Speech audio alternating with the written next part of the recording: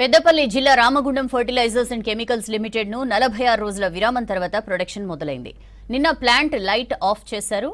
RFCL లో కీలకమైన హెచ్టీఆర్ fail అయింది. పునరుద్ధరించిన 5 ఎరువుల ఫ్యాక్టరీలో రామగుండంలోనే ఈ టెక్నాలజీని ప్రవేశపెట్టడంతో ప్లాంట్ ఆరంభం నుంచే సమస్యలు వచ్చాయి.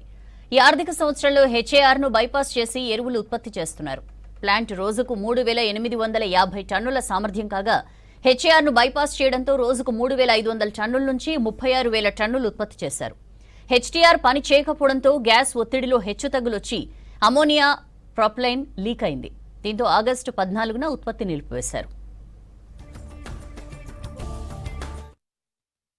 ఆర్ఎఫ్సీఎల్ ఎరువుల కర్మాగారం విఫలమైనటువంటి సందర్భంలో 5 రాష్ట్రాల రైతులకు ఖరీఫ్ సీజన్లో ఆర్ఎఫ్సీఎల్ ప్రొడక్షన్ చేసేటువంటి 2.50 ఎల్ఎంటీ ఉత్పత్తిని ఖరీఫ్ సీజన్లో రైతులకు అందించిన సమయంలోనే ఉక్కుపాదం పిడుగుపడ్డట్టుగా ఆర్ఎఫ్సీఎల్ బంద్ అయింది.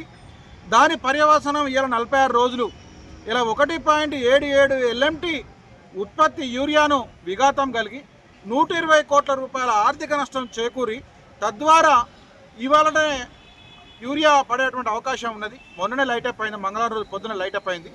ఇవాళ యూరియా పడే అవకాశం ఉన్నది.